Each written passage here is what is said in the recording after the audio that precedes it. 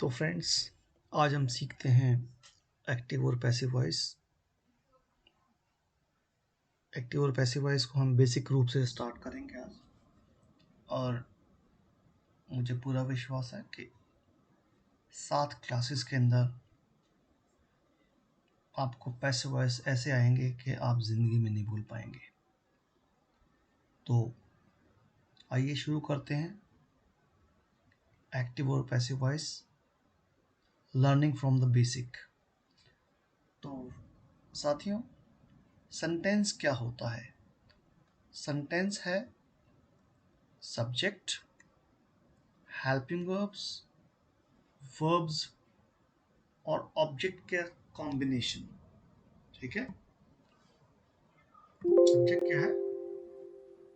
एक सेंटेंस जो है एक सब्जेक्ट, हेल्पिंग वर्ब और वर्ब और ऑब्जेक्ट का एक कॉम्बिनेशन है।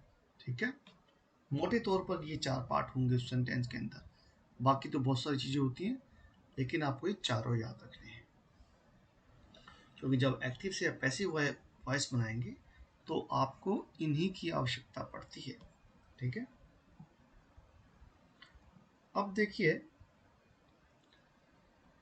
पहला पार्ट क्या था? सब्जेक्ट। सब्जेक्ट क्या हो सकता है?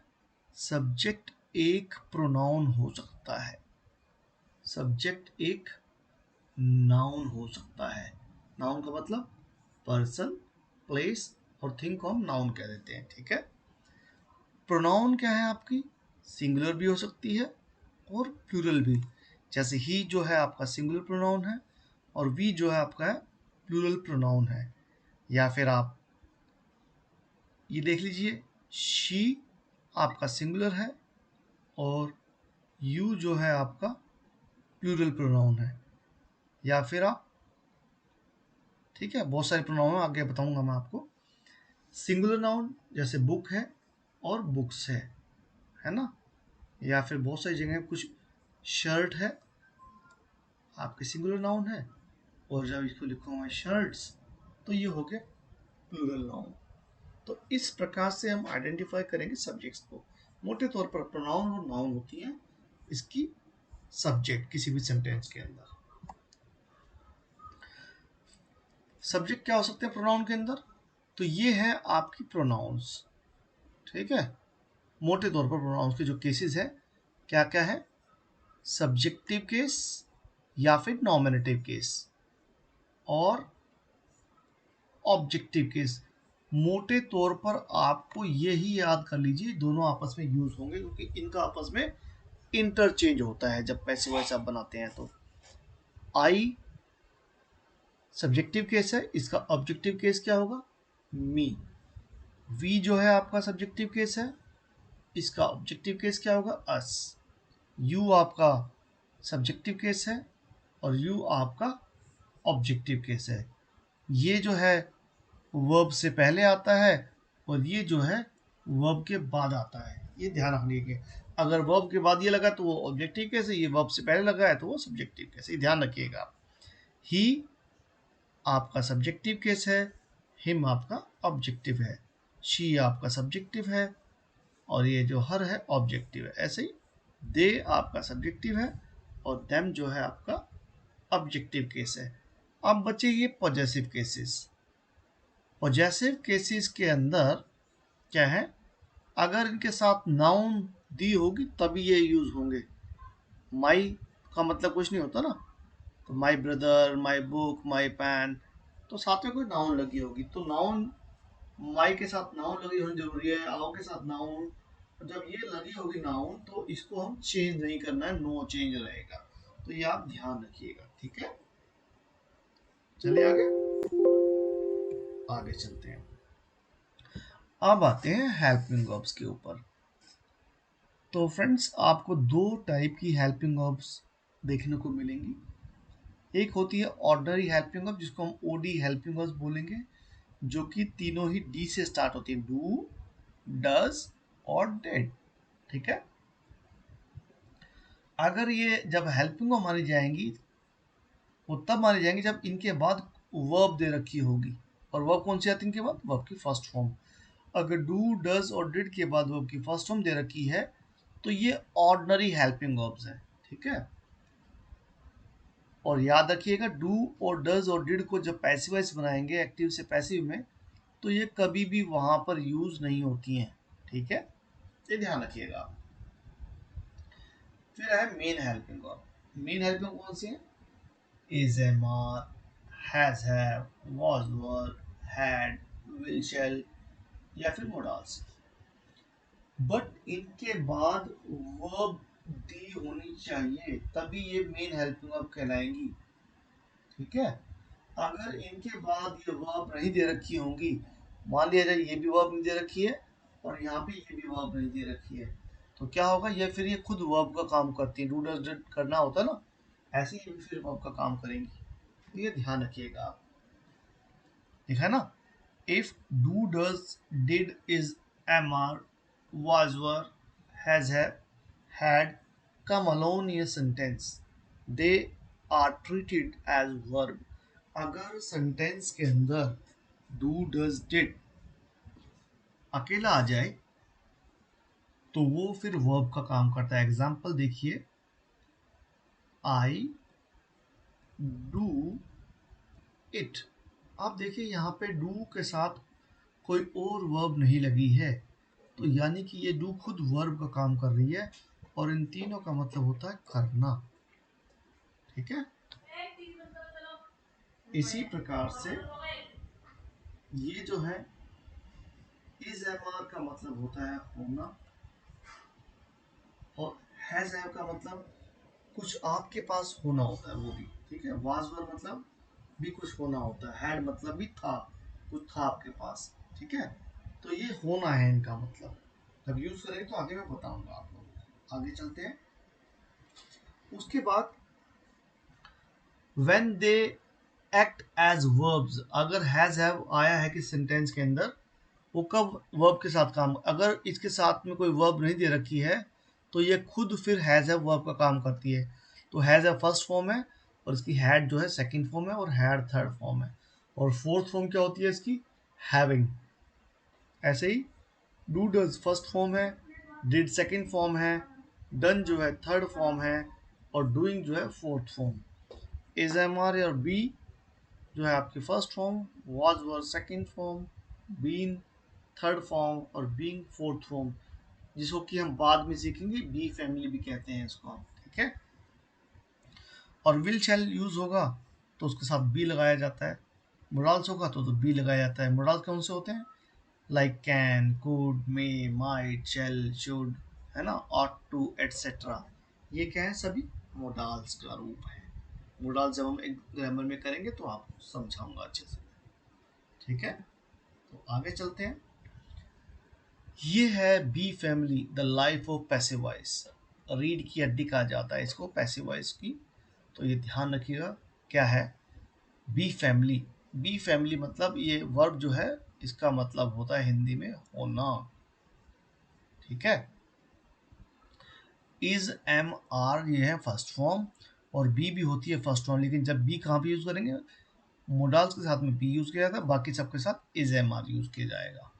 सेकेंड फॉर्म जो है आपकी वाज और वर है, थर्ड फॉर्म बीन है और फोर्थ फॉर्म बीइंग, आईएनजी लग जाता है फोर्थ फॉर्म में, तो ये है।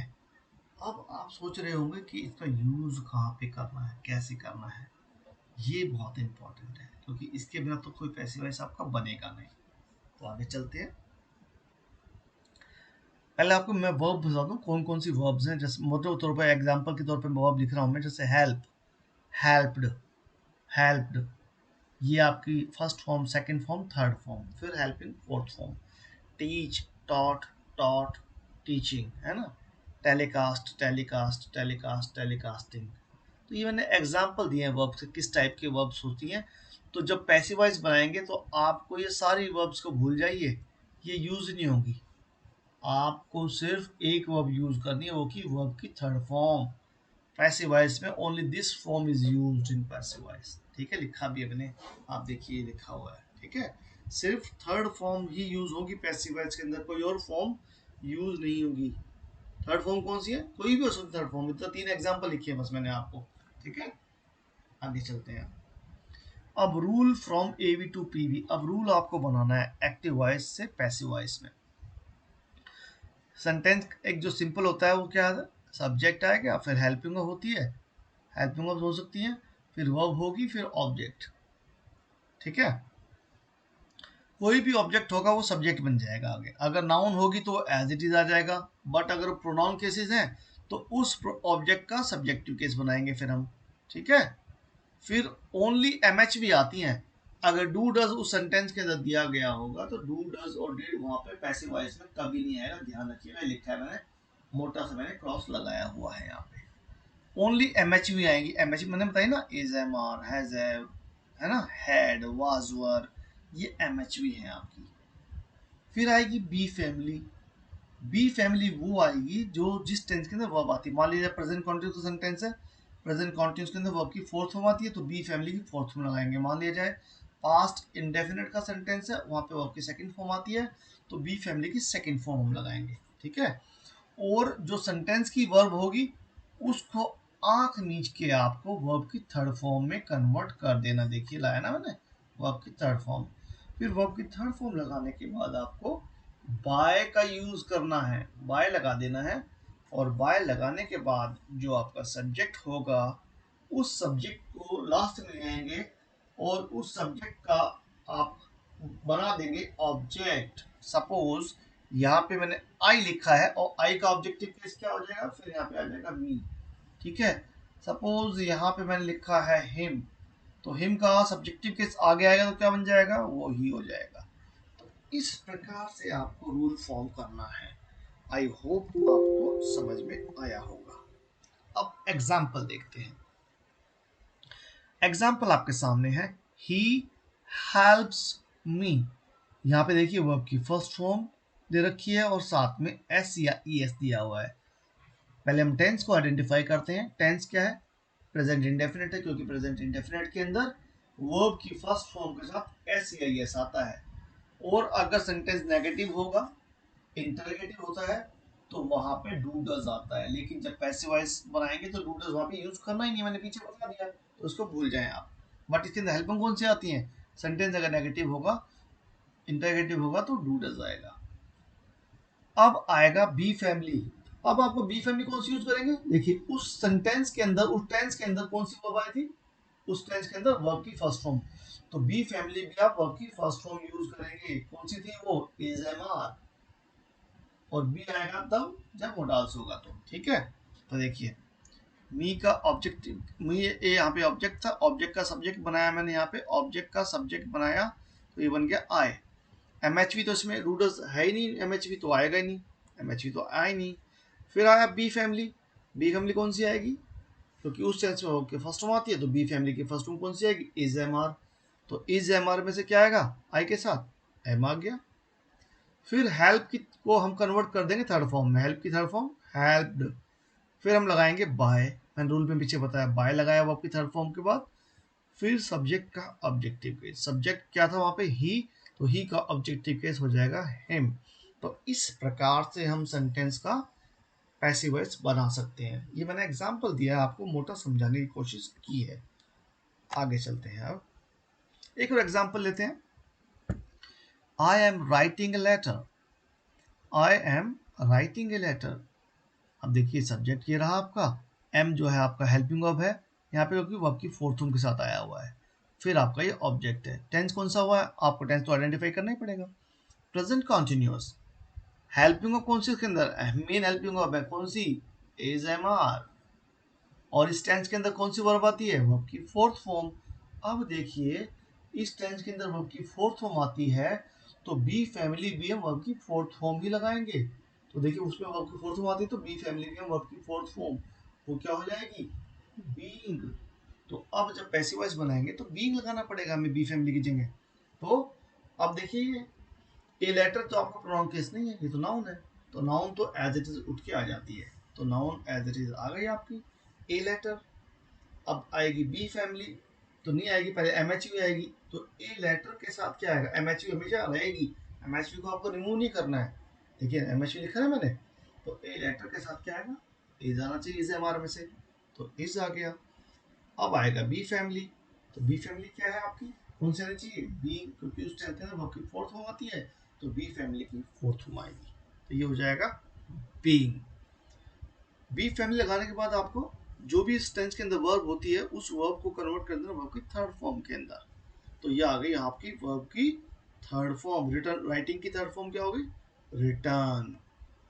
थर्ड फॉर्म लगाने के बाद आपको लगाना है बाय, और बाय के बाद जो आपका सब्जेक्टिव केस होगा उसको कन्वर्ट कर देना है ऑब्जेक्टिव केस में। तो आई का ऑब्जेक्टिव केस मी होगा। आई होप ये आपको समझ में आ गया होगा। मैंने बेसिक्स कंसेप्ट अभी क्लियर किए हैं आपको। सेंटेंस का स्ट्रक्चर मैंने बताया कैसे काम करता है। अगली क्लास में आपको फॉर्मेशंस बताऊंगा, एक्टिव से पैसिव कैसे बनेंगे। तो thank you so much for watching my video.